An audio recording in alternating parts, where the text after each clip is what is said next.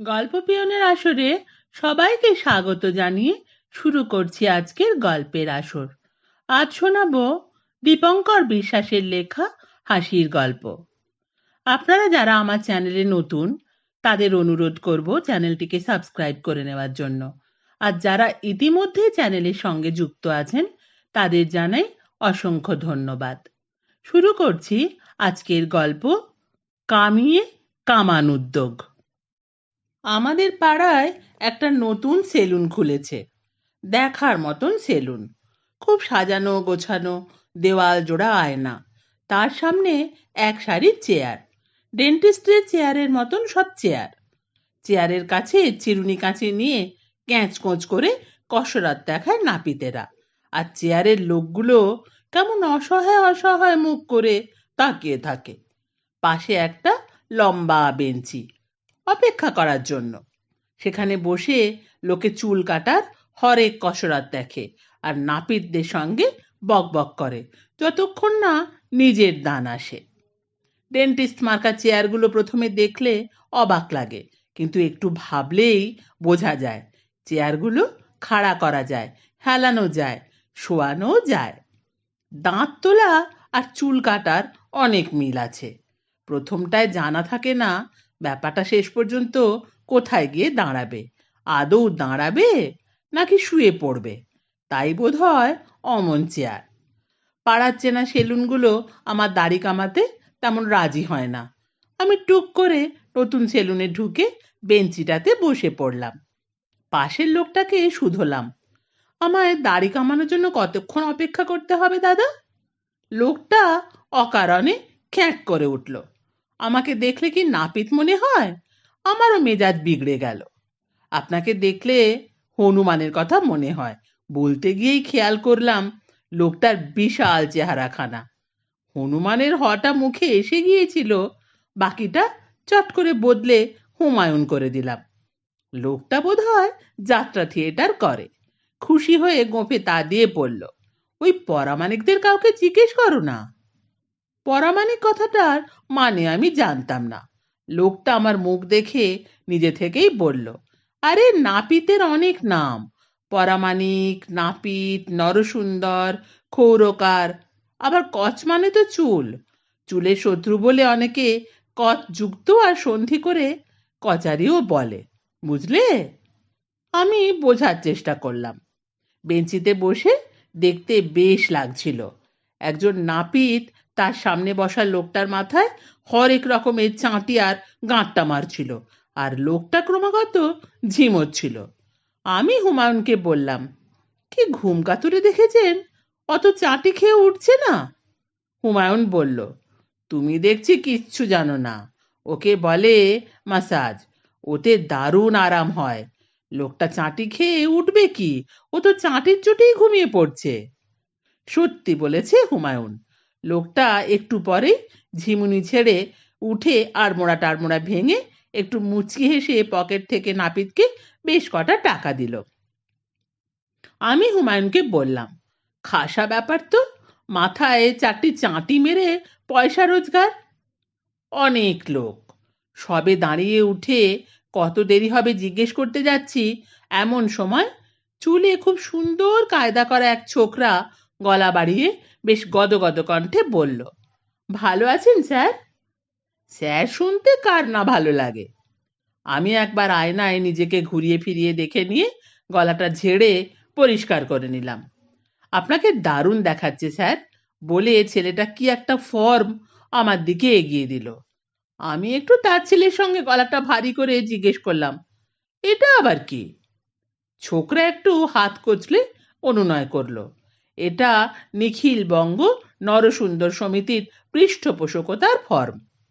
আমি ফর্মটা উল্টে পাল্টে দেখলাম, তাতে লেখা নিখিল বঙ্গ নরসুন্দর সমিতির কামিয়ে কামান উদ্যোগ। আমরা আমাদের বিভিন্ন প্রশিক্ষণ শিবিরে বিনা বেতনে চুল কাটা, দাড়ি ছাঁটা ইত্যাদি শিক্ষা দিয়ে মানুষের বেকারত্ব ঘোচাবো। স্বাক্ষর হলে মানুষ পড়তে পারে, চাকরি পায়। এই প্রশিক্ষণের মাধ্যমে আমরা কামিয়ে কামানোর রাস্তাটা চিনিয়ে দেব মানুষকে। মানুষের সব দুর্দশা ঘুচে যাবে। আপনার মতন মানুষ আমাদের পাশে এসে দাঁড়ালে আমাদের অগ্রগতি ও সাফল্য অনিবার্য। আমরা প্রথমে। ছোকরা বলল, কামিয়ে কামান কথাটা কেমন? আমি বললাম, খাসা, কিন্তু চুল কাটার এত শেখার কি আছে? ছোকরার মুখটা এবার দেখার মতন হলো। আকাশ থেকে পড়ে হাসালেন স্যার, বলে সে অট্টহাসিতে পেটে পড়ল। অত সোজা না, আপনার চুলটা যে হতভাগা কেটেছে সে কিচ্ছু জানে না। আপনার হাতে কাঁচি ধরিয়ে দিয়ে কারুর চুল কাটতে বললে কি করবেন বলুন তো? কেন, ঘ্যাচাং করে একটা ফ্যাচাং পাকাবেন তো? আমায় থামিয়ে দেয় ছোকরা। কাঁচি টাঁচির কত কারবার বারবার রপ্ত করে তবে চুল কাটা শেখা যায়। ঘ্যাচাং শুধু চলে খুব লম্বা চুলের বেলায়। আমি অবাক মুখে তাকালাম। তাই বুঝি? বাঁ হাতে চিরুনি আর ডান হাতে কাঁচি ধরে আমাকে বোঝানোর জন্য ছোকরা চুল ছাঁটার রিহার্সাল শুরু করে দিল। নিজের মনে আওড়ে চলল, চুল কাটার দাড়ি কাটার ঠিক তবলার মতন বোল আছে, তাক তেরে কেটে তার মতনই কুচ কুচ কুচ ক্যাঁচ। কুচকুচে কুচ খ্যাঁচ মুখের সঙ্গে হাতও চলতে থাকে ছোকরার। কখনো ঝুঁকে পড়ে এগিয়ে যায়, কখনো পিছিয়ে আসে। কুচকুচ খ্যাঁচ খ্যাঁচ, কুচ করে ক্যাঁচ ক্যাঁচ। বাবা, প্রচুর মার প্যাঁচ! অবাক হলাম আমি। হ্যাঁ, মাথার পেছনে থাকে বলে বোঝা যায় না, কিন্তু ভারী শক্ত কাজ, অনেক রেওয়াজ করতে হয়। তবে পয়সা আছে এ লাইনে। বিএ এমএ পাশেরাও কামাতে পারবে না আমরা যা কামাই। আহা, কামানোর জন্যই তো অত কুচকাচের কুচকাওয়াজ, অত সাদাসাদি। সে কামানো না, নোট কামানোর কথা বলছি আমি।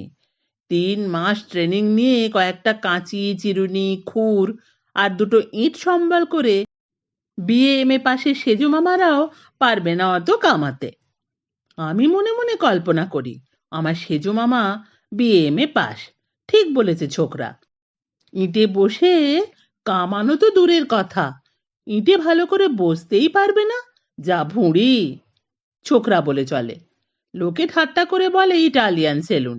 তা বলুক, ইটের পরে ইটের পিঠে চড়তে চড়তে কদিনেই বড় বাড়ি। একটু বাড়াবাড়ি হচ্ছে না? একটুও না। শুধু বড় বাড়িই না, তার সঙ্গে এমন সেলুন, কদিন না যেতে যেতেই ফুলতে ফুলতে বেলুন। এ কথা কিন্তু অনেকেই জানে স্যার। বিশ্বাস করবেন না, আমাদের কামিয়ে কামান উদ্যোগে বিভিন্ন বয়সের শিক্ষার্থীর অ্যাপ্লিকেশন পড়েছে প্রায় 350। আপনার মতন মহান মানুষেরা পাশে দাঁড়ালে আমরা দেখিয়ে দেব, প্রচুর ছেলেকে শিখিয়ে পড়িয়ে উপার্জন করিয়ে দেব। উপার্জন কথাটার আমি ঠিক মানে বুঝলাম না। প্রায় অর্জুনের মতো কিছু হবে নির্ঘাত, 2 হাতে কাঁচি চালাবে। আমি মুগ্ধ না হয়ে পারলাম না। বাজে কথা বলেনি ছোকরা, এ এক মহান উদ্যোগ, সকলে সাহায্য করাই উচিত। কত ছেলে অর্জুনের মতন 2 হাতে চুল দাড়ি ছাঁটতে পারবে, আনাড়ির মতন কাঁচা হাতে খুর কাঁচির হাতাহাতিতে হতাহত হবে না। ছোকরা আমার নাম লিখে নিল ফর্মে। সই করার সময় একটু এদিক ওদিক তাকাচ্ছিলাম। ছোকরা বলল, পাড়ার ছেলে হয়ে বেকার ভয় পাচ্ছেন কেন স্যার? ওই যে সামনে 3জন চুল কাটছেন, ওরা সকলেই পৃষ্ঠপোষক হয়েছেন। ওই ভয় পাচ্ছেন কথাটা আমি সহ্য করতে পারি না। আমি ছোকরার দিকে একটা তাচ্ছিল্যের হাসি ছুড়ে দিয়ে ফর্মটায় সই করে দিলাম।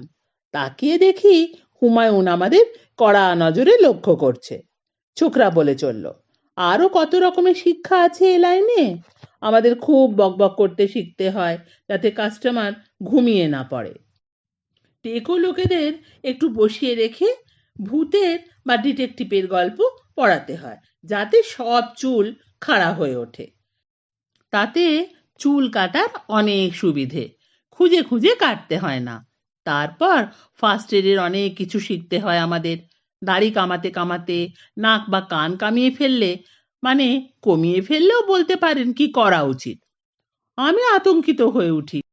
সে কি, দাড়ি কামাতে কামাতে নাক কানও নামাতে পারে নাকি? ছোকরা বলে, আপনি আবার ভয় পাচ্ছেন দেখছি। দাড়ি কামাতে গিয়ে যাতে নাক কামিয়ে না দেয়, তাই তো আমাদের শিক্ষা শিবির। ওসব অশিক্ষার ফল। পরশুদিনই তো বর্ধমানে এক বেটা খরিদ্দারের একপাশের কান আর নাক চেঁচে সাফ করে দিয়েছে। ভালো ট্রেনিং ছিল না বলেই না। খুব ভালো হলো আপনি আমাদের পৃষ্ঠপোষক হলেন। কাল রবিবার সকাল ৮টার সময় এখানেই জরুরি মিটিং। নিশ্চয়ই আসবেন কিন্তু স্যার। ভয়ের কিচ্ছু নেই। আপনি যদি ভুলে যান তো আমি ডেকে আনবো। আমি আপনার বাড়ি ভালো করেই চিনি। ওই তো দেখা যাচ্ছে, হলুদ রঙের। আমি কিছু না বলে হুমায়ুনের পাশে গিয়ে বসলাম। হুমায়ুন এতক্ষণ সমস্ত কিছু দেখছিল। সে আমাকে একটু চুপিসারেই বলল, নিজের সর্বনাশটা করলে তো।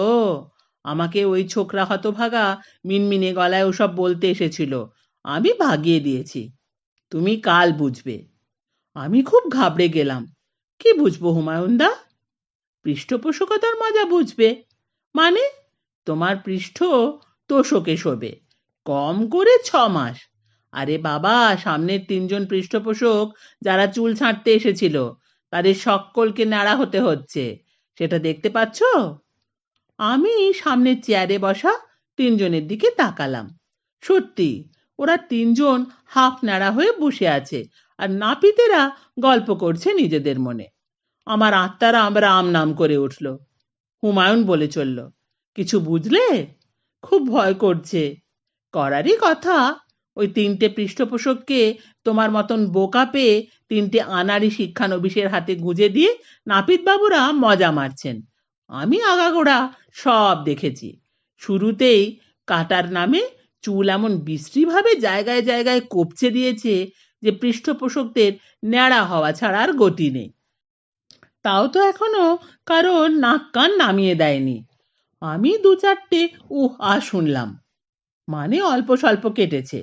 এখন মাথার অর্ধেক কামিয়ে বাবুরা ইয়ার্কি দিচ্ছেন। সারাদিন দেরি করলেও আধ কামানো মাথা নিয়ে পৃষ্ঠপোষকদের পালানোর উপায় নেই। আমরা কজন সেই কখন থেকে চুল কাটবো বলে বসে আছি, তা হতভাগাদের হুঁশই নেই। আর ওরা পৃষ্ঠপোষক বলে সই করে দিয়েছে, অতএব নাক কান কামিয়ে দিলেও কিছু বলার নেই। হুমায়ুনের কথায় আমার ভীষণ ভয় করতে লাগলো। মাথার ভেতরটায় কেমন পাক দিল। সইটা না করলেই ভালো হতো। আমি উঠে গিয়ে একজনকে জিজ্ঞেস করলাম, দাড়ি কামানোর জন্য আমাকে আর কত অপেক্ষা করতে হবে? সে আমার দিকে ভালো করে তাকিয়ে আমার গালে একটু হাত দিয়ে বলল, তা বছর 2 তো বটেই। আমার রাগ ধরে গেল। আমি আয়নায় পরিষ্কার দেখতে পাই আমার দাড়ি গজিয়েছে, কিন্তু সব সেলুনগুলো আমাকে ওই একই কথা বলে। এই নতুন সেলুনটাতে পরখ করতে না এলেই হতো। আমি ফিরতে যাচ্ছিলাম, সেই বিশ্রী ঘ্যান ঘ্যানের ছোকরাটা এসে আমায় মনে করিয়ে দিল, কাল সকালে কিন্তু আপনাকে ডেকে আনবো স্যার, জরুরি মিটিং আছে। হুমায়ুনের পাশ দিয়ে বেরিয়ে আসছি, এমন সময় একটা দমকা হাঁচির আওয়াজ শুনলাম। তারপরেই বাবা গো বলে এক পেল্লায় আর্তনাদ। আমি, হুমায়ুন আর অন্য যারা ছিল একটু এগিয়ে দেখলাম, তৃতীয় চেয়ারে আধ কামানো পৃষ্ঠপোষকের মাথায় রক্তের ধারা। মুহূর্তে সকলের আতঙ্কিত চুল খাড়া হয়ে উঠল। চুল কাটা চুলোয় দিয়ে যে যার সরে পড়তে লাগলো। আমি ভীষণ ভড়কে গিয়ে দরজার দিকে এগোতে এগোতে দেখলাম হুমায়ুন টুমায়ুন সব হাওয়া, কিন্তু সেই ছোকরা এমনই নির্লজ্জ যে কাছে এসে আমাকে আবার বলল, ও কিচ্ছু না, অমন হয়। কাল কিন্তু সকালে আপনাকে ডেকে আনবো প্রাণগোপাল বাবু, ভয় পাবেন না। এই শেষ ভয় পাবেন নাটাতে কি যে ভয় পেলাম কি বলবো। আমার চোখের ওপর ভেসে উঠল কাল সকালের দৃশ্য। আমার নাক নেই, সারা মুখে রক্তারক্তি। আমার মাথায় কেমন একটা চক্কর দিল, গা বমি করলো। আমি ঘোষেদের রোয়াকে ধপ করে বসে পড়লাম। একটু ভেবে বুঝলাম এই বিপদে আমার গণেশের কাছে যাওয়া ছাড়া গতি নেই। গণেশ আমার প্রাণের বন্ধু, গানের বন্ধু, কাজের বন্ধু, অকাজের বন্ধু। কম নম্বর পেলে কি হয়, গণেশের প্রচণ্ড বুদ্ধি, তার ওপর ক্যারাটে জানে। আমি নাকে মুখে কোনো রকমে দুটো গুঁজে গণেশের বাড়ি ছুটলাম। গণেশ ওদের বাড়ির রোয়াকে বসে খুব মন দিয়ে একটা নেংটি ইঁদুরকে কি সব খাওয়াচ্ছিল। বিরক্ত মুখে তাকালো আমার দিকে। আমি জানতাম শান্তিতে মন দিয়ে কোনো কাজ করা সম্ভব নয় তোদের জ্বালায়। তোর আর ইঁদুর নিয়ে খেলার বয়স নেই গণেশ। তোকে বলেছে, বড় বড় বৈজ্ঞানিক যারা নোবেল প্রাইজ পায় তারা মারা যাবার আগের দিন পর্যন্ত ইঁদুর নিয়ে কাজ করে। আমি দেখছিলাম কতটা দোক্তা খেলে ইঁদুরটার নেশা হয়, তুই সব গুবলেট করে দিলি। এখন আর হবে না বলে গণেশ নেংটি ইঁদুরটাকে একটা ঠোঙায় মুড়ে বুক পকেটে চালান করে দিল। আমার সব কথা খুব মন দিয়ে শুনে গণেশ বলল, খুব জটিল পরিস্থিতি বলছিস, কিন্তু তোর যা চুলের ছিঁড়ি, তাতে দেশের স্বার্থে একটু কাটতে দিলে তোকে এর চেয়ে খুব একটা খারাপ কিছু দেখাবে না। আমার একটু অভিমানী হলো, সেটাকে চেপে গিয়ে বললাম, তারপর যদি রক্তারক্তি হয়, যদি নাক কান কামিয়ে দেয় তখন? ওটা কোনো ব্যাপারই না, আজকাল হার্ট কিডনি সব অন্য লোকে লাগিয়ে দিচ্ছে, অন্যের নাক কান লাগিয়ে দেওয়াটা কোনো ব্যাপারই না, তুই ভয় পাচ্ছিস তাই বল। আমি চারদিকে তাকিয়ে দেখলাম কেউ নেই। গণেশ আমার প্রাণের বন্ধু, আমাকে আমার চেয়ে ভালো চেনে, কথাটা বলেই ফেললাম, ভীষণ ভয় করছে গণেশ। কেন যে মরতে পৃষ্ঠপোষকতার সইটা করতে গেলাম, কাল সকালে ওরা আমাকে বাড়ি থেকে ডেকে নিয়ে যাবে এরকম বলি দিতে, তখন তো প্রেস্টিজের খাতিরে ভয়ের কথা বলতে পারবো না, পালিয়েও যেতে পারবো না, যেতেই হবে ওদের সঙ্গে, মাথাটা ন্যাড়া হয় হোক, কিন্তু নাক কান নিয়ে ফেরা যাবে বলে মনে হয় না। ভীষণ কষ্টের ব্যাপার গণেশ, তুই একটু ভাব কি করে এই বিশ্রী পৃষ্ঠপোষকতার হাত থেকে রেহাই পাওয়া যায়। গণেশ একটু ভেবে বলল, নাক না থাকলে বা অন্যের নাক লাগালে তোর আইডেন্টিটি মানে পরিচয় নিয়েও সমস্যা দেখা দেবে। তুই তখন কে? যার নাক সে, না আমাদের পানু? যার নাক সে যদি তোর সম্পত্তিতে বা পরীক্ষায় পাশের সার্টিফিকেটে ভাগ বসাতে চায়? আমি আর গণেশ অনেক ভাবলাম, অনেক রকম যুক্তি করলাম, কিন্তু কোনো ফন্দি ঠিক পছন্দ হলো না। গণেশের খেলার মাঠে যাওয়া হলো না, আমার কোচিংয়ে পড়তে যাওয়া হলো না। আমি আতঙ্কিত হয়ে ভেবে চললাম, আর গণেশ থেকে থেকে উদ্ভট সব পরিকল্পনা হাজির করতে লাগলো। সন্ধে গড়িয়ে যখন রাত্রির হতে চলেছে, তখন গণেশ হঠাৎ ইয়াংফু বলে লাফিয়ে উঠে আমায় জড়িয়ে ধরলো। আমি বললাম, কি হলো গণেশ, পেট কামড়ালো? গণেশ ধমকে উঠল, ইডিয়েটের মতো কথা বলিস না, দারুণ একটা আইডিয়া এসে গেছে। কি? তুই কাল সকালে কেউ কিছু জানার আগেই নাড়া হয়ে যা। যা, বাজে বকিস না। আমি বাজে বকছি না, আগে ভাগে নাড়া হয়ে গেলে তোর আর ভয় থাকবে না। তোর ওপর তো নাপিতদের লোভ নেই, ওদের লোভ তো চুলের ওপর। আগে থেকে চুল কামিয়ে রাখলে বাছাধনেরা তোর ওপর হাত মক্স করার চান্সই পাবে না, নাক কামানো তো দূরের কথা। আমি পড়লাম দ্বন্দ্বে, একটু ভেবে দেখলাম প্ল্যানটা কাজের, কিন্তু চুলের জন্য প্রাণটা হু হু করে উঠল। আমি চুল ঠিক করতে করতে গণেশকে বললাম, গণেশ, চুল ছাড়া বাঁচবো না রে। গণেশ বলল, তাহলে নাক কান ছাড়া বাঁচার চেষ্টা কর। আরে বাবা, চুল তো কদিন বাদেই ফের গজাবে, কিন্তু নাক কান একবার গেলে কি আর গজাবে? ঠিক জানি না, গজায় না। না রে, না গজায় না, নাকের জন্য নরুন দিতে হয়, তুই নাকের জন্য তো শুধুমাত্র চুল দিচ্ছিস। তাছাড়া চুল না থাকার সুবিধে অনেক, পালোয়ানরা সুবিধের জন্য শখ করে ন্যাড়া হয়ে নেয়, ওরা বলে বেকার ঝঞ্ঝাট, মানে বেকার ঝঞ্ঝাটের ঝুঁটি। তাছাড়া গরমকালে আরামও লাগে খুব, আর চুল আঁচড়ানোর সময়টাও বাঁচবে। বাড়িতে কি বলবো? বাড়িতে বলে দিবি পাশ করার জন্য মানত ছিল তারকেশ্বরের কাছে। তা তো বলা যাবে না, পাস তো, তাহলে ফেল করার জন্য ছিল বলবি। ওহ, সেটাও তো বলা যায় না। উফ, যা পছন্দ হয় তাই বলবি বাড়িতে, বলবি দাঁত কনকন করছিল, ওটা কোনো সমস্যাই নয়। এদিকে মাথার উপর খাড়া ঝুলছে, আর উনি বাড়ির কথা ভেবে হিমশিম খাচ্ছেন। ঠিক হলো, পরের দিন ভোরে আমি নিউ আর্ট সেলুনে গিয়ে ন্যাড়া হয়ে যাব, গণেশ থাকবে আমার পাশে। ন্যাড়া হওয়ার যে কি কষ্ট, কি দুঃখ, কি জ্বালা, তা বেশিরভাগ মানুষই ভাবতে পারবে না। আমি শেষবারের মতন সেলুনের আয়না দেখে আমার চুলগুলো সেট করে নিলাম। আমার অত সুন্দর চুল, যাদের পেছনে আমি দিনে কম করে 1.5 ঘন্টা খরচ করি, তারা চলে যাবে, এই দুঃখে আমার চোখে জল এসে গেল। চেয়ারে বসলাম, এক এক গোছা চুল কামিয়ে দেয়, আর আমার মনের মধ্যে ছন ছন করে এক রাশ ঠান্ডা বাতাস বয়ে যায়, মনের ভেতরটা হু হু করে ওঠে। গণেশ আমার পাশে দাঁড়িয়ে নাপিতকে নির্দেশ দিচ্ছিল যাতে একগাছা চুলও বাকি না থাকে, আর মাঝে মাঝে আমাকে সান্ত্বনা দিচ্ছে, আরে কটা তো মোটে মাস, নাক কানের বদলে কিছুই না। ন্যাড়া হওয়া শেষ হলে আমি নিজেকে নিজেই চিনতে পারলাম না আয়নায়, মনে হলো অন্য কারো চোখে জল। গণেশ বলল, ব্যাস, আর ভয় নেই, কোনো ভয় নেই। তোকে যা সময় দিয়েছে নরসুন্দর সমিতি, তাতে সভা এতক্ষণ শুরু হয়ে গেছে। নির্ভয়ে শটান সেঁধিয়ে পড়বি, তোর পেছনে আমি থাকবো।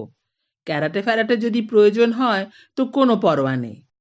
নরসুন্দরের সভায় ঢুকে আমি আর গণেশ ঠিক করে নিলাম। নতুন সেলুনটাতে ঢুকে আমার আর গণেশের মনে হলো সভার কাজ শুরু হতে একটু সময় বাকি। রবিবার সকাল, যাবতীয় চেয়ার বেঞ্চি জড়ো করে একটা নিচু টেবিলের চারপাশে গোল করে সাজিয়ে বসার বন্দোবস্ত হয়েছে। বেশ কজন লোক ছড়িয়ে ছিটিয়ে বসে আছে। কালকের মাথা ন্যাড়া 3 পৃষ্ঠপোষকও আছেন। হেড নাপিতকে আমি চিনতাম, দাড়ি গোঁফ ছাটা রাবণের মতন দেখতে। আমার আর গণেশের দিকে সে সব প্রশ্ন চোখে তাকালো। কালকে ছোকরা এগিয়ে এলো, কিন্তু আমাকে চিনতে পারলো না। গণেশ বলল, এই তো আপনাদের পৃষ্ঠপোষক প্রাণগোপাল বাবু। আমাকে নিরীক্ষণ করে ছোকরা আর রাবণের মুখগুলো বিরাট হাঁ হয়ে গেল, চোখগুলো গোল হয়ে উঠল। ছোকরা বলল, ন্যাড়া হয়ে গেছেন তো, তাই হঠাৎ চিনতে পারিনি। গণেশ বলল, নিখিলবঙ্গ নরসুন্দর সমিতির কামিয়ে কামান উদ্যোগের পৃষ্ঠপোষক হিসেবে সই করেছেন যখন, তখন আনাড়ি শিক্ষানবিশের উপদ্রবে ন্যাড়া হতেই হতো। নাক কান বাঁচাতে সুবিধে মতন আগে ভাগেই ন্যাড়া হয়ে গেছেন।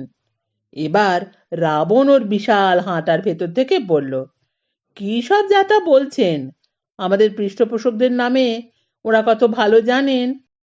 আমার মনের ভেতর এতক্ষণ দুঃখ, রাগ, প্রেস্টিজ, ভয়, সব রকমের ঢেউ, তুফান, সাইক্লোন, টাইফুন ফুঁসছিল।